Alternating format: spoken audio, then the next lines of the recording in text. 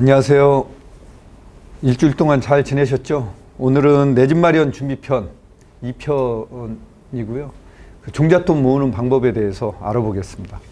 교수님 첫 회 영상이 지난주에 나오고 아주 반응이 뜨거웠습니다. 댓글이 한 네. 500개가 넘게 달렸는데요. 네. 근데 대부분 여기에요. 제가 한번 읽어드리면 서울 평균 네. 집값이 6억대 넘겼다. 1억 모은데도 월급 200인 직장인이 1원도 안 모으고 쓰고 모아야 35년이다. 청년 실업의 고통을 아냐. 허리띠 졸라 집 마련하면 대출금 갚느라 결혼은 꿈도 못 꾼다. 네. 뭐 이런 반응들이었는데 어떤 심정이세요? 네. 그 심정 이해 못하는 바는 아닙니다. 그런데 이제 우리 속담에 시작이 반이라는 얘기가 있잖아요. 그래서 시작조차 안 하고 그런 얘기를 하는 것은 무의미하다라는 거예요. 내 집 마련하는데. 그래서 우리가 살아가는 데 있어서 긍정의 힘이라는 것은 굉장히 무서운 거거든요. 그 다음에 대출을 받아서 갚는 거는 그거는 소비성 지출이 아니라 저축성 지출이에요. 그래서 긍정적으로 생각을 해야지만 내 집 마련이 빨라진다. 이렇게 생각을 좀 해주면 좋을 것 같아요. 저희 같은 사회초년생들은 이제 기껏해야 200~300만 원 버는 거에 이제 원룸 월세 내고 적금 들고 하면 뭐 100만 원 이렇게밖에 안 남는데 그걸로 아파트를 어떻게 사요? 일반적으로 우리가 저축의 형태를 보면은요, 우리가 다 소비한 다음에 남는 거 가지고 사실은 저축을 하는 게 일반적이에요. 그런데 우리가 이제 그런 그 자산 관리의 로드맵을 짤 때 가장 중요한 것은 뭐냐? 저축할 걸 먼저 정해놓고 나머지를 소비를 해야 된다는 거예요. 그래서 사회 초년생 같은 경우에는 허리띠를 정말 졸라 매야 돼요. 마른 수건도 이렇게 짜야 되는데, 자, 그 정도의 어떤 그 고통을 감내하려면은 소득의 60%에서 70%는 저축을 해야 돼요. 300만 원 받는다. 그러면은 200만 원 정도는 저축을 해줘야지만 된다라는 거예요. 그래야지만 내 집 마련이 한 걸음 더 빨라질 수 있다라는 거죠.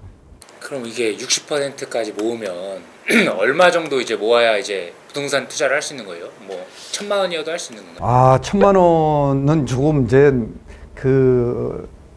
우리가 이제 주거로 하는 주택이나 이런 거는 안 되고요. 만약에 이제 이 수도권, 서울 지역, 이 도심을 중심으로 해서 우리가 투자를 한다라고 하면은 뭐 5~6천 정도. 적어도 1억 정도는 우리가 이 종잣돈을 좀 마련을 해야 우리가 투자를 할 수 있다, 이렇게 보고 있어요. 5천으로 뭐 살 수 있는 게 있다고요? 우리가 이 내 돈만 가지고 또 사는 게 아니니까 전세나 이제 대출을 끼고 우리가 이제 사는 거죠. 그래서 이 발품을 팔다 보면은요, 지역을 정말 내가 어느 지역 이 비교를 해가면서 다니다 보면은 정말 그 가격대에 맞는 그런 데들이 많아요. 지금도 우리 그 강북 지역에 보면은요, 상계, 하계, 중계, 월계 이 지역에는 2억대, 3억대 아파트들이 있다라는 거예요. 우리가 안 가봐서 모르는데, 그리고 이 지역이 우리는 낙후됐다라고 보여지는데, 여기가 이제 재건축을 통해서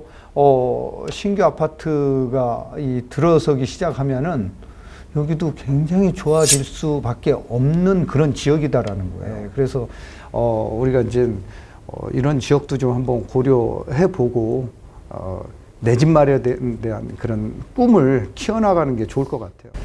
네, 종잣돈 모으기부터가 이제 쉽지 않은 것 같아요. 종잣돈 모으는 요령 같은 게 좀 있을까요? 월급 받아가지고, 그렇죠? 그러면 그러면 어떻게 모으느냐? 종잣돈을 어떻게 모으느냐? 100만 원씩 저축을 해서 1억을 모으려면 제가 아까 7년이 걸린다고 그랬잖아요. 이거를 더 땡길 수 있는 방법은 뭐냐? 예를 들어서 내가 100만 원씩 저축을 3년을 하면은 적금에다가 들면은요, 적금 금리가 신한은행 기준으로 1.75%예요. 3년짜리 적금을 드는 것보다요, 정기 적금을 1년짜리로 끊어서 가입해야 돼요. 자, 내가 12개월 100만 원짜리 적금을 들어서 이거를 타면은 이자가 얼마 되면 10만 원 정도 돼요. 그러면 이 1210만 원 되는 요 돈을 가지고서 우리가 뭘 운영을 하느냐? 원금이 보장되는 ELS. 이런 걸로 운영하면은 평균 수익률이 4%에서 5%가 나와요.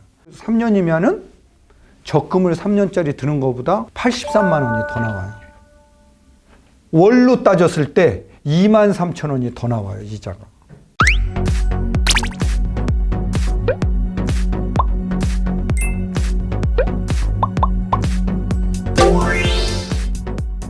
그 주식형 펀드 이것도 많이 제 주변에서 하는데 이거에 대해서는 어떻게 생각하세요? 이거는 저는 권하고 싶지 않아요.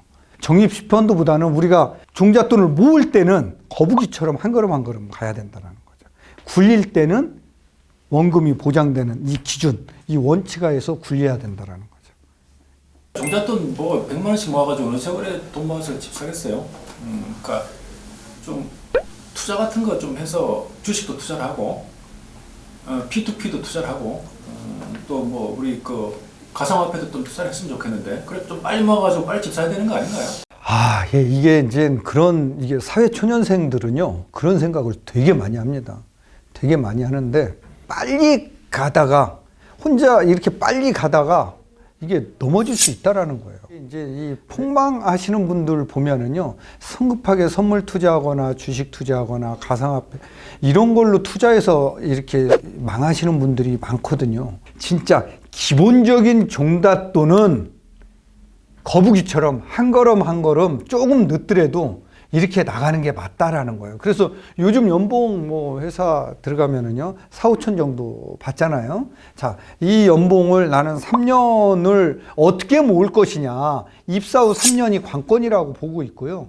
3년 안에 내가 이거를 60, 70%를 모을 거냐. 자, 이렇게 모은다는 이런 생각을 가지고서 소비는 좀 지양하고 이 지출 쪽으로 좀 고려를 해서 자금 관리를 하면은 충분히 3년 이후에는 이 돈을 가지고 대출 끼고 내 집 마련할 수 있을 것 같아요. 그러니까 저희 같은 초년생들이 그렇게 뭐 1억씩 이렇게 대출 받으면 너무 위험한 거 아니에요? 우리가 대출을 받아서 여행을 가거나 자동차를 사면 이거는 소비성 지출이에요. 이거는 안 된다라는 거예요. 그런데 우리가 대출 1억을 받아서 내 집 마련을 하는 거는 이거는 저축성 지출로 봐셔야 돼요. 그래서 저축성 지출은 미리 저축을 해놓고 갚아나가는 거거든요. 돈을 모을 때요. 적금으로 돈을 모을 때는 오르막길이에요. 굉장히 힘들게 올라가요. 그런데 돈을 갚을 때 있죠. 원리금 상환할 때는 내리막길이에요. 더 빨리 갚아진다라고. 그래서 대출을 내가 받을 수 있는 만큼 받아가지고 내 그 능력 범위 안에서 그것도 자기의 어떤 능력이다라는 거예요. 은행에서 요즘 담보만 있다고 대출 안 해줘요. DTI 이런 이제 제도가 있어서 소득이 없는 사람한테는 대출 자체를 안 해줘요. 그래서 내가 소득이 있다는 것은 갚을 상환할 수 있는 능력이 있다라는 거잖아요. 이거를 미리 받아가지고 사놓는 거. 예를 들어서 지금 대출을 받으면은 아파트를 하나 살 수 있는데 조그마한 소형 아파트를 하나 살 수 있는데 1억 원을 내가 100만 원씩 모아가지고 모은 후에 사자. 가장 빨리 모으려면은 7년 걸려요. 7년 후에 집값이 그대로 있거나 떨어지면은 상관이 없는데 오를 것이라고 나는 생각을 하고 있다라고 하면은 지금 어떻게 해야 돼요? 대출을 받아서 사야 된다라는 거예요. 현실적으로 서울 사람이 아닌 이제 서울의 부모님이나 자아가 없는 사람이 이제 서울로 이제 상경을 해서 200~300만 원 정도 월급을 받는다 해야 할 때 이런 자산 관리 잘 하면 추후에 꼭 서울을 살 수 있나요? 부모 도움 못 받으면은 내 집 마련을 못 한다는 생각은 바로 쓰레기통에 버려야 됩니다. 지금. 그래서 할 수 있다. 이런 생각을 가지고서 접근하면은 정말 저는 3년 봅니다. 3년. 돈 벌고 3년 동안 얼마를 모았냐에 따라서 내 집 마련 여부가 결정된다고 하면 저는 1년 반밖에 안 남은 거네요. 지금이라도 지출 좀만 줄여서 내 집 마련 하는데 종잣돈 모으겠습니다. 감사합니다.